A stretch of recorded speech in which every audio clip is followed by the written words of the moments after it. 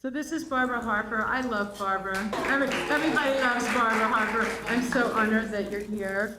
I'm so honored that you asked. Yeah. I met Barbara, I think around 2000, maybe 1999, in the 19s. I think we met, and I had sort of this ill-fated business, which was a resource center for growing families called the Anana Center way back when. It was a project that lasted a year, and then I bailed. But mostly what happened there is we taught childbirth preparation classes, and Barbara came to visit me there and observed part of a class. And I remember when you left, you said to me, I'm just here because I want to try to figure out how we can play together. And so this is one of the ways. And I was so honored that you dove in immediately and said, yes, I'll be there. I'm honored to come. And we're honored to hear everything you have to say because your work is so important. Thank you so much. Thank you. And it's an absolute privilege to be in this group. I was a little bummed that I couldn't come when it started, but I was in a hospital in rural Wisconsin training doctors. There were no midwives, but training doctors how to deliver babies in water. And I had to change their vernacular because it's not deliver, it's receive. Yeah. And the last thing I did before I left for the day on Thursday night at 7 o'clock and then drove 4 hours back to Minneapolis, actually it turned out to be 5, but that was because I stopped at a raw food bar in Menominee, Wisconsin. I don't even know where that was, but it was great. I can highly recommend it. The doctor, who's out on a limb for wanting to do water births, invited me into a labor. And that was the last thing I did in that hospital was go and, give a good blessing to this space. And I call it holding the space.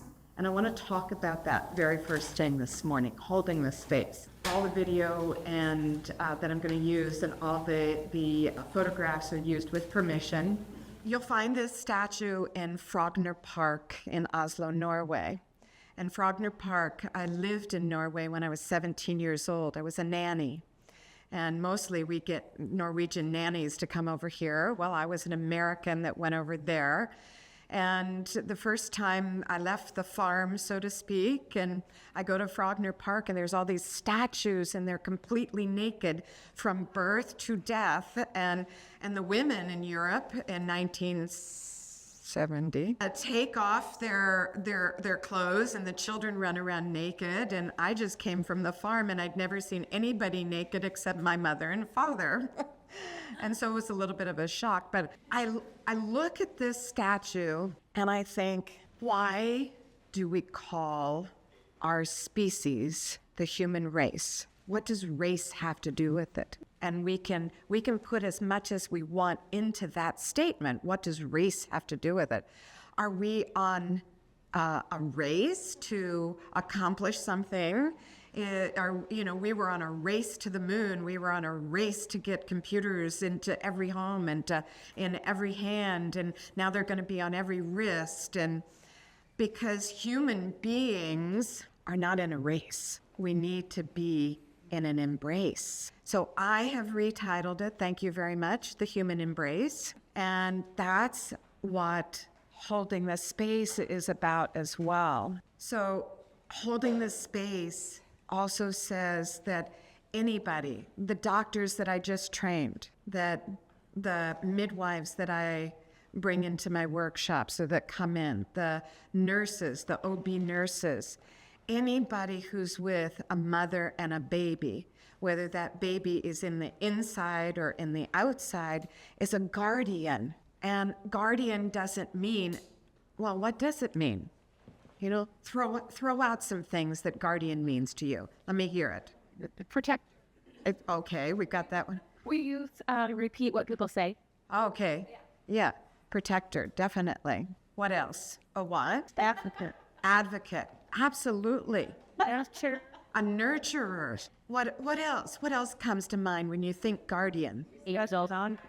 Angels. And what does that bring up? Spirit. Spirit. Absolutely. Absolutely. We're going to talk about that when we're with babies. What does that mean? Imagine it. We're imaginers. Every single one of us started with a thought. We imagined ourselves into being, and we imagine ourselves with women and with babies and how that can be. If we imagine ourselves with a tiny blue marble, I wish I had marbles to give all of you to take home, but go buy yourself a marble, a blue marble, and keep it in your pocket and take it out and every once in a while look at it and say, wow, the whole of life is in that tiny blue marble. The guardian holds the beliefs that everything is normal. And if it's not normal, it's in the direction of normal. I tell the doctors all the time, know what normal looks like. And why I don't use the word natural or physician or midwife or normal is that we've co-opted it. We've taken it away. But rethink normal. And I tell the doctors, know what normal looks like. Know what normal smells like. Know what normal feels like. Know what normal tastes like. And they're going, oh yeah. And when you've only seen women up in stirrups, draped and gowned and washed and cut, you have no imagination about what normal is. But the guardian holds the belief that normalcy exists in the wisdom of the woman, in the wisdom of her body, and in the wisdom of this baby. I really want to focus this session on the baby, and we'll see how that wisdom plays out. And I'm sure you've done this already, but you can turn to the person next to you and say out loud, looking in their eyes, taking a deep breath and going, you, my darling, are a genius. You're a genius, everybody, please. Because you imagined yourself into this space right now. You're a genius for being here, but you're also a genius for everything that you've done from the moment of conception and even before, because there is a grand design. Somebody said angels, spirit, grand design. When we plug into that grand design, it takes responsibility away from us. We are the vessel, we are the guardian. It gives us possibilities. Endless possibilities, a range of possibilities that we can't even imagine. And if we come in with a script, and that's what we're going to do, then that's the only possibility that happens. But a guardian understands that when they're centered and grounded and connected to source, the possibilities are limitless, completely limitless. The possibility of a butterfly from that chrysalis. And if we cut the chrysalis open and help the butterfly out, scientists, there's a butterfly world in Fort Lauderdale, and when you all come to visit me, and I wish you would when I'm there, but I keep a key on the back porch in case I'm not, I'll take you to butterfly world. And sometimes you can talk to the biologists, and they'll show you the chrysalis, and they tell you that if you help the butterfly out, the cerebral spinal fluid that's supposed to go into that butterfly's wings will not get there in the right amount and the right way and in the right sequence. Babies are programmed from conception to grow their brains in a sequence that will get them out of the womb. Their first biological imperative is to be born. We are all programmed in that way. And if we help that baby out, it's going to miss some of the vital steps that it needs to fly, to open its wings. And there will be consequences, and that's why you all have jobs. Everything in life has possibilities and potential. Just think of homeopathy and the potentiation of the Arnica montana flower, and I pick it, I just rubbed with my foot. I tripped over a wire at the hospital, and I thought I broke a toe, but I did a little session and rubbed my foot with Arnica montana, Traumeel and cream, and it's perfectly fine now. Everything has potentiation. That Arnica montana, when it was picked, did they know it was going to rub my toe? I don't think so. Yeah. You start as the potential. Oh, it's my umbilical cord. Thank you very much. Not all potentials are realized, and a guardian knows that. Some are, some aren't. A guardian helps the woman make sense of the experience, the journey. I think what you expressed in that Inanna Center and when you were doing birthing from within classes was that you were telling women that this is a journey. You know, don't come in with the expectation that everything's going to be perfect, because sometimes potential doesn't get potentiated. Sometimes there's disappointment. That's the experience, and that's the baby's experience as well. And it's not a success or a failure. It's an experience. Do you know that in the coding system of hospitals that have water births, I went in there and I've looked at this in the computer for the computerized charting, and it says water birth intended, and you check that because she's taken a class, she signed an informed consent, and she said, I want a water birth. Okay. And then if she decides after she's in the water for 2 hours, you know what? I really don't like this. I'd like an epidural instead. Or I'd like to get out and sit on the porcelain self-cleansing birthing stool for, my birth. Some of you got that. Okay. Then they go in and they code it failed water birth. Oh God! And then the participants collect all that data. Failed water. Yes. Studies. Exactly.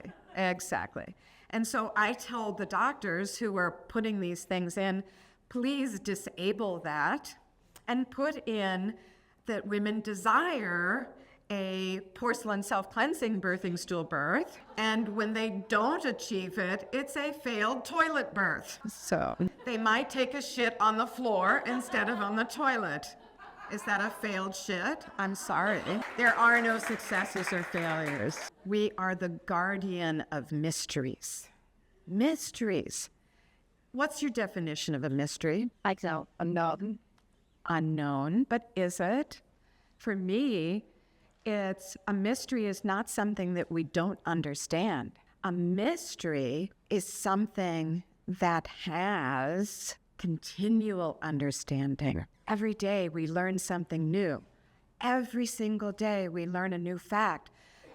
Who besides me was telling women after cesarean sections 20 years ago that, you know what, there's a purpose for going through the vagina, and part of it is to pick up the biohazard waste, the 300 different chemical microbiome bacteria that's in the vaginal vault. And if you don't do that, then stick your fingers in your vagina, wipe your ass, and rub it all over the baby's face. Okay. And guess what? They now have a scientific procedure for it. They take a sterile cotton pad, they put it inside your vagina, they fold it like a tampon and put it in, and then they take it out 15 minutes before your planned cesarean section, put it in a sterile jar, and as soon as the baby is out, they open the jar and they cover the baby's face with this and rub the baby's chest so the baby will receive the microbiome from the mother. I'm not here to teach about microbiome, but I just attended a lecture in June about it. No, a mystery is something that's always unfolding, like birth. Yeah. Birth is so much more than what we see, feel, or hear. Ralph Waldo Emerson, peace cannot be achieved through violence. It can only be attained through understanding. And our understanding changes. That's why we have conferences. That's why we have gatherings. That's why we talk to one another. That's why we support one another. That's why we write books and read books. And I'm a perpetual student. As a guardian, we guard the passage. We used to say that the baby was the passenger and and the baby came out through the passage. Well, I'd like to put that aside. I don't want to perpetuate that myth anymore. The baby is the driver. This is the baby's birth.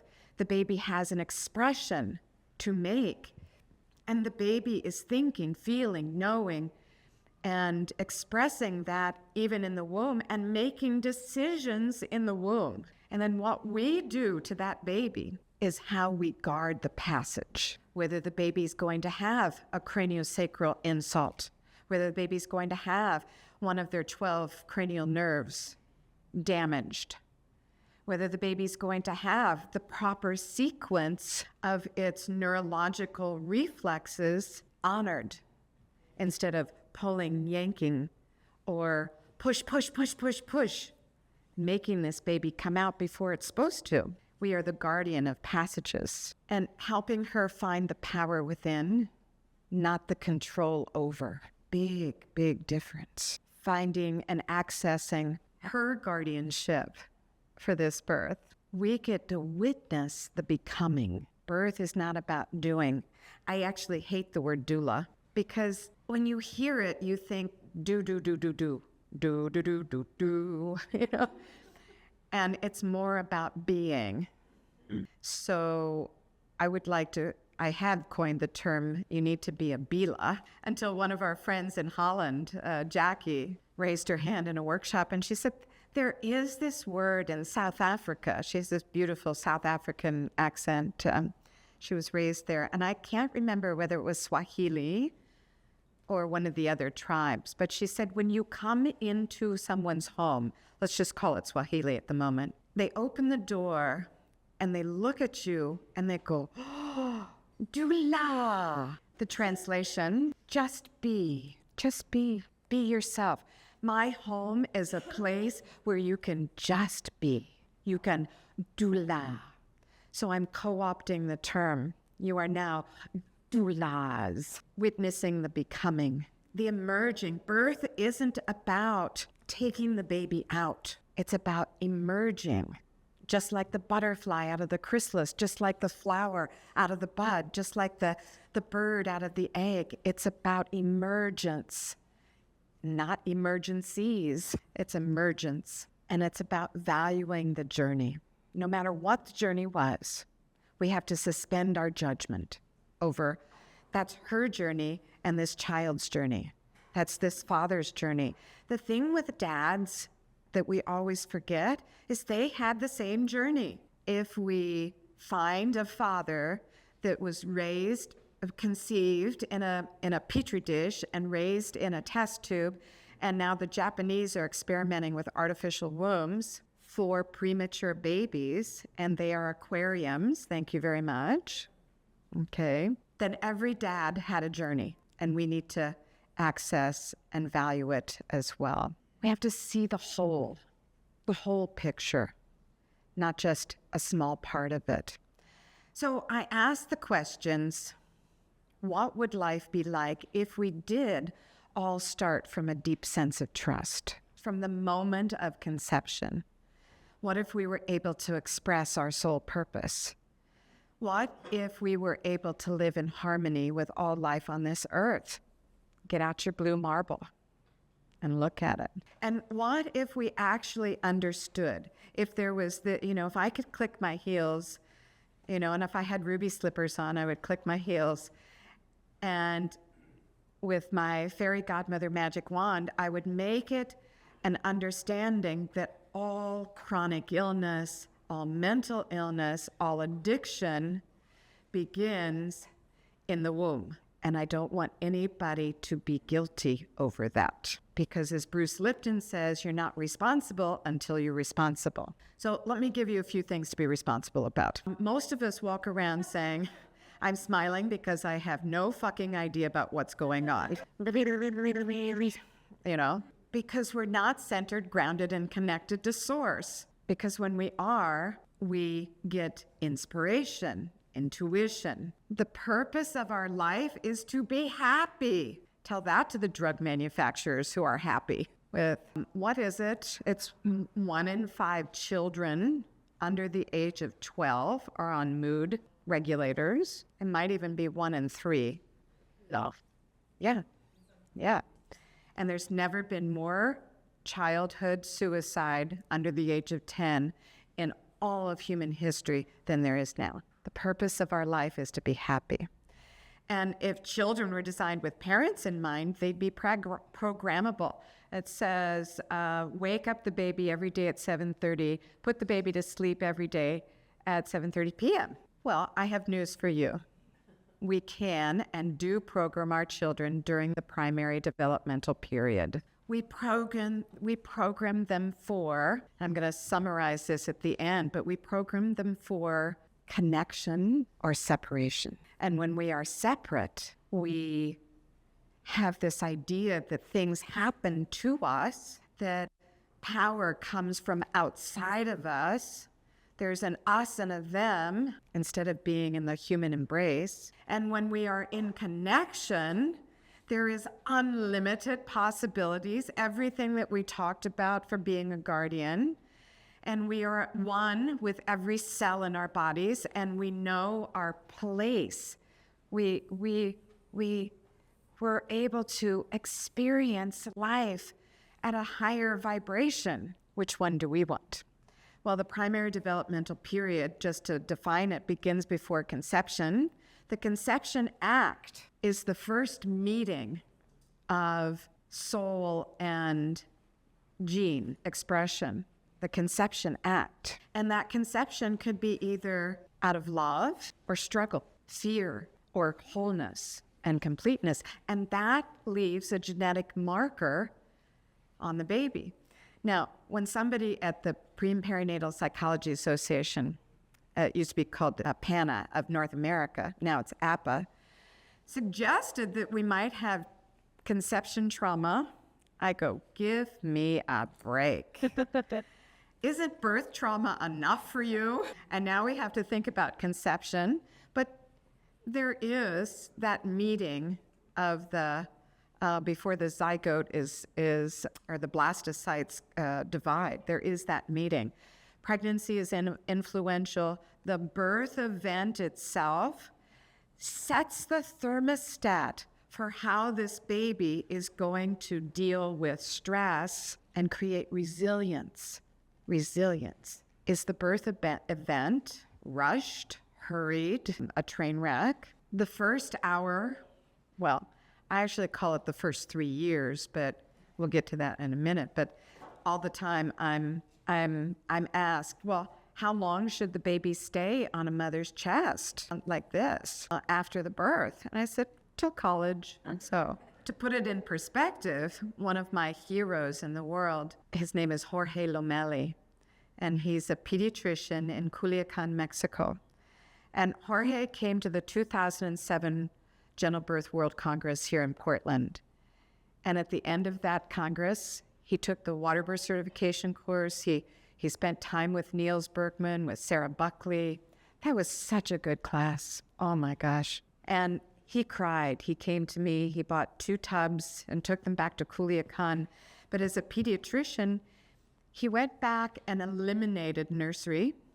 Eliminated. Gone. Tore it down. Turned it into a breastfeeding room. And took their NICU and put beds beside every incubator. And every mother is admitted with her child. And even if the baby is on a ventilator, the baby's kept on her skin 24/7. And their perinatal mortality rate dropped to 0 from an all-time high of about 60% of babies that were born too soon.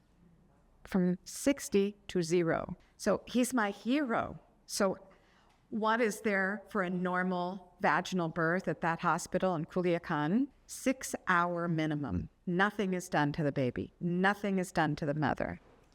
If she gets up to go to the bathroom, the father or the grandmother take their clothes off and hold the baby. And in a cesarean section, all babies go to the chest for a minimum of 6 hours. They do everything with respect for the possibilities that is wiring the baby's brain. Oh my God, I need 3 hours, please. The whole first year.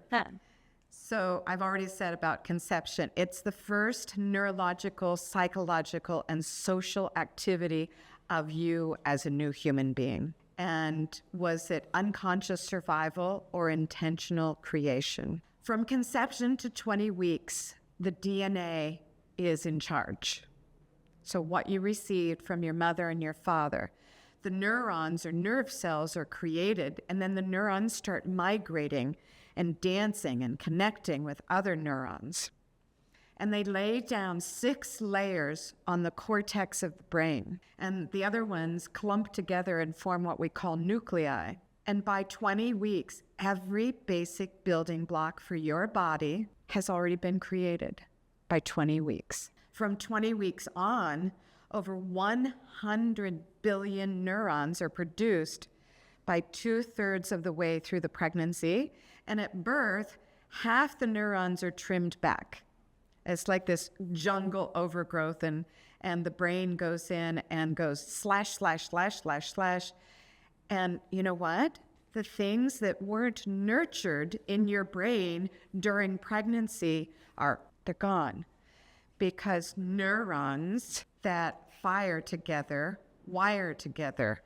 Because after 20 weeks, it's the sensations, not the DNA, that's in charge. What's going to turn on the switch or turn off the switch?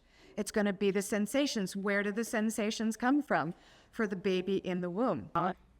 The mother, and how the mother interprets things. So I tell my clients, I still take home births in different parts of the world. One of my last home births was in Florida. Don't tell anybody, please. But I tell my clients, you can do whatever you want, but I do have this little discussion. We talk about watching television. And if you watch the nightly news and you watch CSI Miami, you're going to have stress levels that are so high that your baby's endocrine system is going to adjust for that.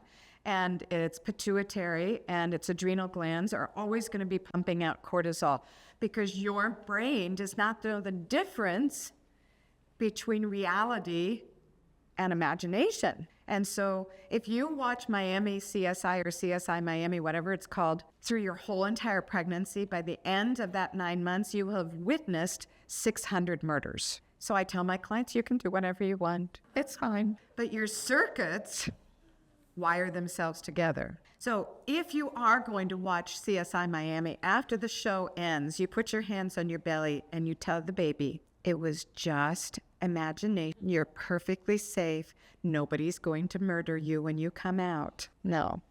And I do this with women. I will take a Doppler or a fetoscope, I'll put it on their belly, and I'll say to them, please imagine losing your husband in a tragic accident. And I'll put the Doppler or the fetoscope back on their belly, and we'll hear that baby's heart rate go from like that.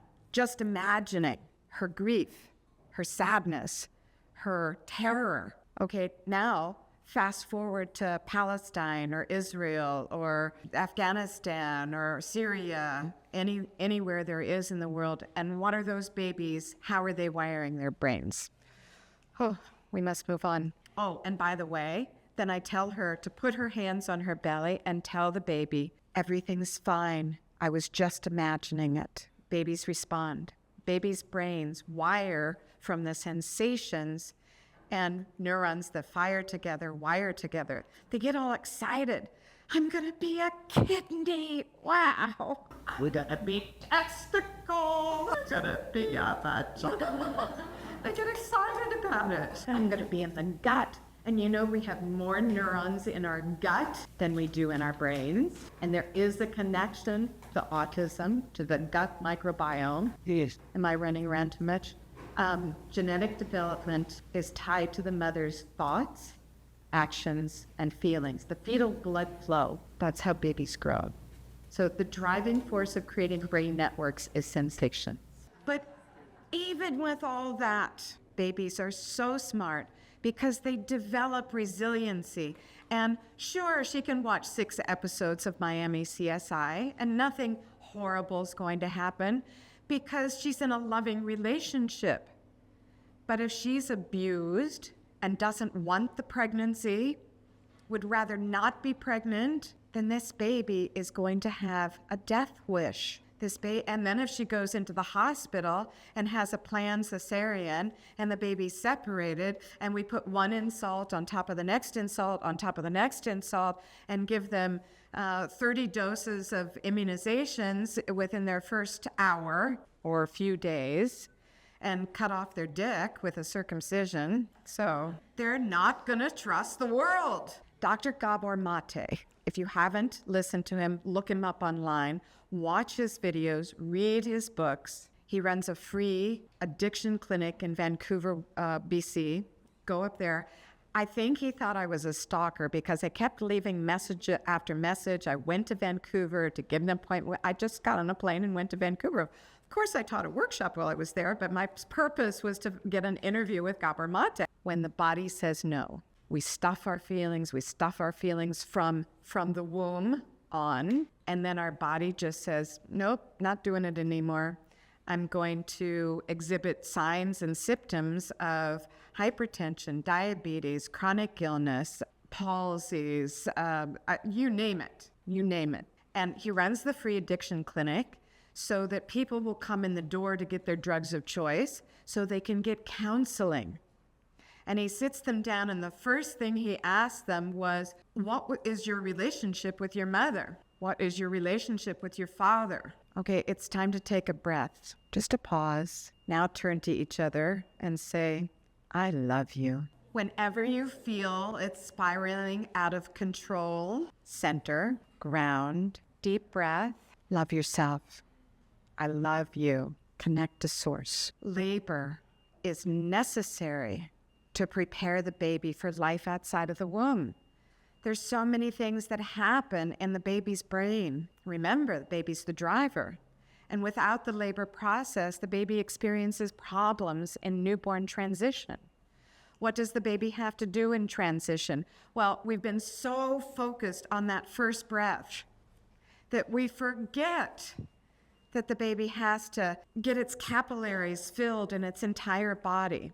Its skin, its liver, its kidney, its gut, its brain. In utero, the baby says, you know what? I need to be the smallest possible, compact little birthing machine ever. So I'm going to shunt 40% of my blood flow back to the placenta. You keep it for me, and I'll get it on the other side. I'll get it when I come out. And what happens if we cut the cord right away? We throw away what is equal to a life-saving transfusion for this baby. Okay. The baby has to regulate its temperature by pumping blood into all its capillaries. It removes fluids from its lungs by pumping blood into the capillaries from around its alveolar spaces. Every single alveoli, and there's millions of them, have a spider web of capillaries around it. And when we cut the cord, we cause pulmonary hypertension. In the brain, we cause ischemic encephalopathy. We cause cerebral palsy by cutting the cord too soon. We cause secondary apnea. We haven't even gotten to gravity and breastfeeding yet. So birth is the habitat transition because the newborn receives oxygen, warmth, nutrition, and protection in the womb and is perfectly suited to receive all those things. And then it goes to the mother, and from maternal infant skin-to-skin contact, the newborn is programmed to function. Do you think God would leave out the programming? When it's programmed it to be born, it's going to have a program to thrive, but it only has a program to thrive here. So it's like taking the computer in, and I often tell my students that how many have a Mac? Okay, we got a lot of Mac aficionados, and what happens when you open the Mac? It comes right on. Okay, how many bear with a PC? Okay, and don't you have Mac envy sometimes? Okay. Yeah, And the PC, you hit the button, and the little thing goes around and around and around and around. And babies, I must tell you, some of them are Macs and some of them are PCs. And is it going to do any good to go over there and, come on, baby, come on, let's, blow by, blow by, blow by. Ambo bag, ambo bag, ambo bag. It's gonna come on. You just have to wait for the fucking circle to go around. Okay. And it's only gonna come on. And he's red. With this still attached in the habitat. Because if we take it away, it doesn't have any programming. We've just stopped the computer altogether and it goes, what happened? Where did it go? So the fetus and the newborn receive it from the uterus. Niels Bergman calls it the habitat. Chinese, for the word habitat, when you translate it into Chinese, is 2 characters. Place, living. The place for living. Habitat. I, however, call it the sanctuary. And since it's Shabbat, I can wax eloquent on Shabbat. The sanctuary is it's a holy place. But we can have that holy place anywhere we want. And it's also complete and whole. What does holy even mean? Complete and whole. And mother and baby are interdependent, completely interdependent. Okay, I've got 9 minutes to get this baby out and onto the chest. And we're getting there. This is Cosmo. Cosmo's a first grader now. And his mother entrusted me with her care. The fetus, as I've said, has a behavior in the womb that is complete and fully developed for that habitat. And the newborn has a behavior with the mother that is complete and fully developed for that habitat. No other place. So the question, if the baby is the driver, who's doing the work of birth? Okay, I have to tell you about one of my first independent midwifery clients. I had finished an apprenticeship in Santa Barbara, California, and I was taking clients on my own. And this was a 6th baby. I thought, piece of cake, absolutely. And the parents called me, and I came to the house, and I checked her. I asked her if she actually requested me to check her, and she had a bulging sac, and she was complete. And I was, wow, this is going to be easy. I'm going to be home in 2 hours. Okay. But what did they do? What did this couple do? She was a transcendental meditation teacher and a channeler. So they said, your job is to sit in the corner because that's where the vortex of energy is in the room, and I'll do everything else. And she said, no, the baby will do everything else.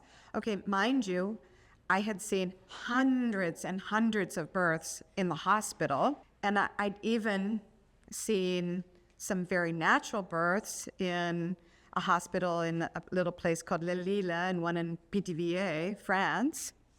And I'd given birth twice in water myself, and I'd helped now many, many women.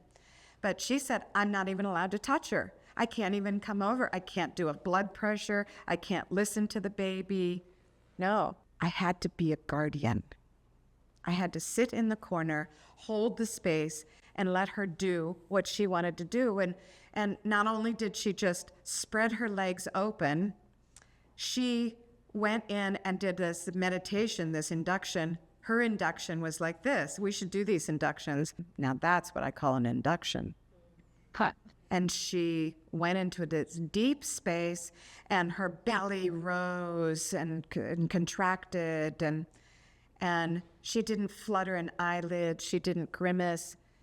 Was she in charge? Was she removed from her feelings? No, she was right there. I, however, was a basket case in the corner, and at one point, I did this, Doppler in hand, and her husband went, turn. And the baby's head came out and sat on the perineum for an eternity. Just sat there and sat there and sat there and sat there some more. And I was too afraid to time it because I thought I would get up and do something. And so I just watched with tears in my eyes. And then it rotated and plopped onto the bed. The 4 fetal primitive reflexes. Put the baby in the pelvis. Get the baby lower down into the pelvis. Put the head out. And it has extension of the neck or head and extension of the butt. And it gets into a position to then express the placing reflex, which is what Michel Odent causes the fetal ejection response. But it's not. It's the placing reflex. The placing reflex gets the baby in, gets the baby out, gets the baby up. Baby crawls. It's programmed. So at this point, baby's on the bed, swimming in amniotic fluid, and I finally go over, look at the dad, and he goes like this. Oh, finally I get to do something. Lift the baby up to the chest. She opens her eyes and says, "Hello, baby. We've been waiting for you." So how can we help the mother let the baby out? The baby's the driver. We need to love her, hold the space, center, ground, connect, have limitless possibilities because this is her birth and this baby's birth. Talk to the baby. Ugh, I love symmetry. Life is full of symmetry. That's exactly what I witnessed with the head hanging on. How long can a head hang on the perineum? Well, in water birth, it could hang on there for 15, 16, 18 minutes, 20 minutes, as long as you haven't peed and pooped in your pants, it's okay. It's totally okay. So I've related this year after year after year after year to my students. So I get an email from somebody last week, "Barbara, I had a birth in the hospital and I made everybody watch that baby's head hang on the perineum for 12 minutes. And I didn't lose my privileges. And if you can't move the baby, move the mother. And if the mother is free to move her sacrum, okay, my next bumper sticker in Spanish is going to say, "Sacro a libre," free the sacrum. Yeah. And honor the primitive reflexes. This is the work of Carol Phillips, Hands of Love.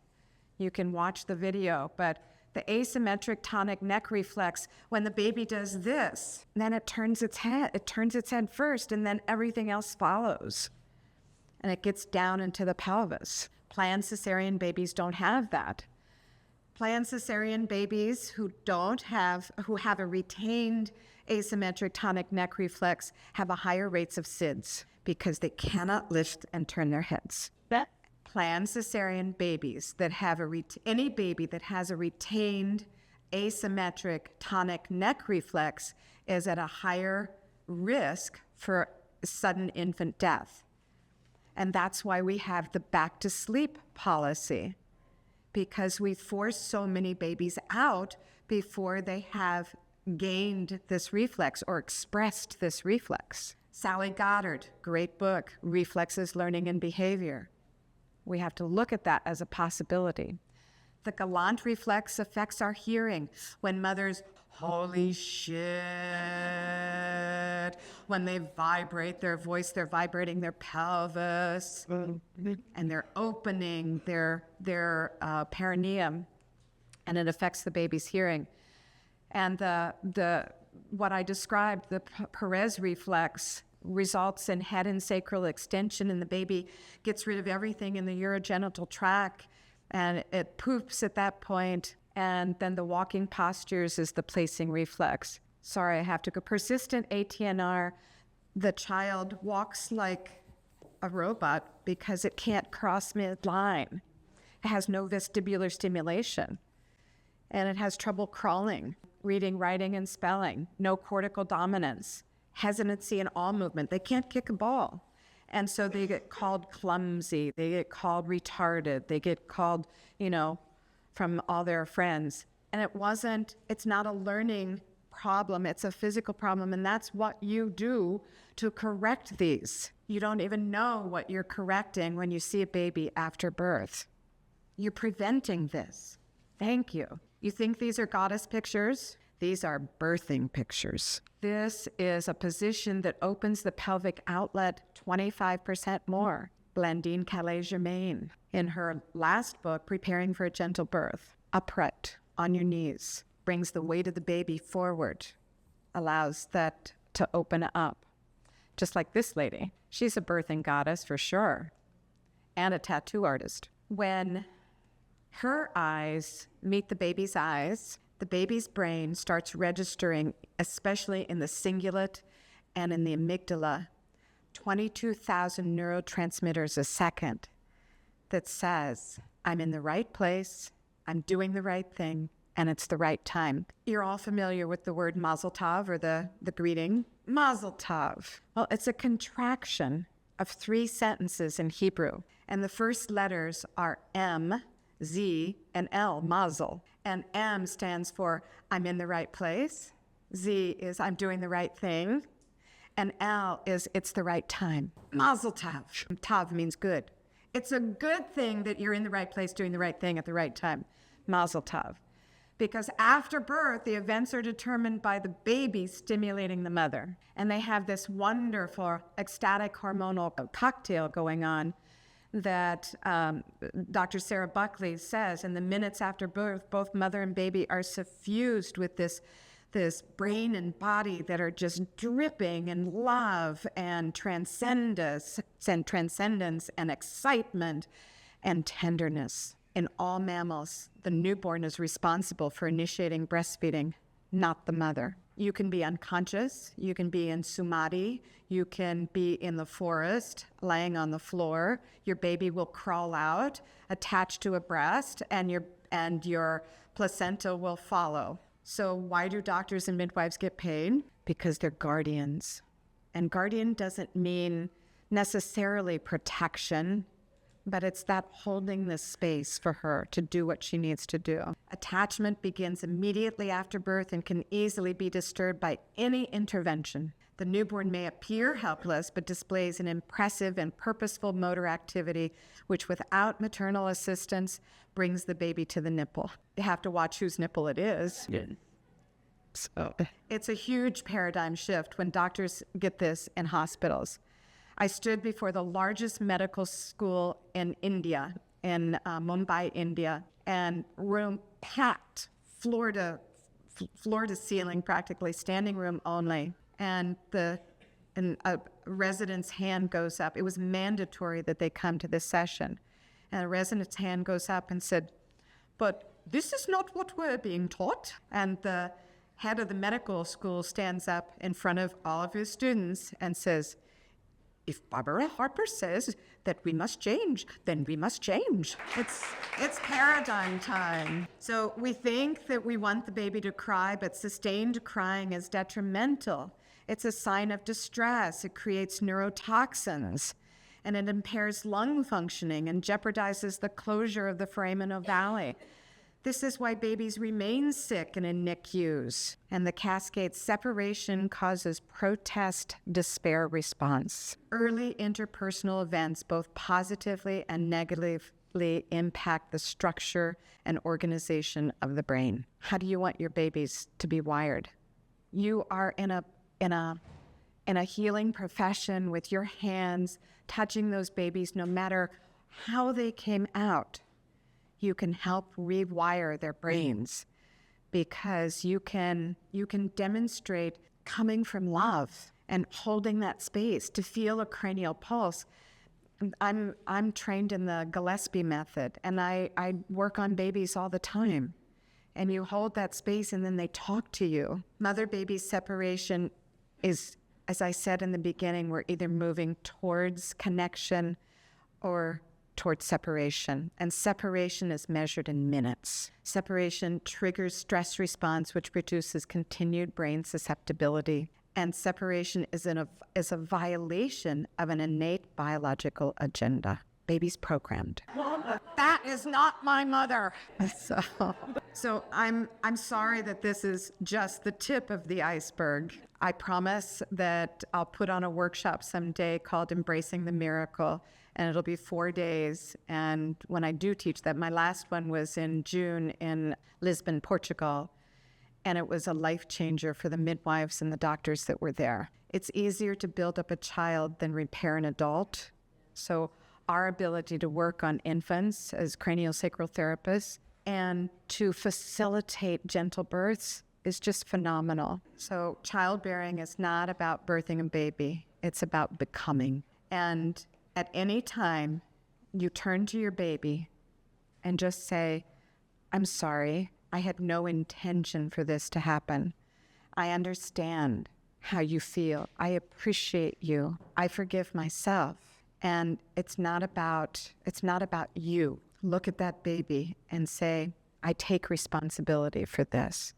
Because that's the beginning of healing, and it can happen, and it rewires your brain at the same time.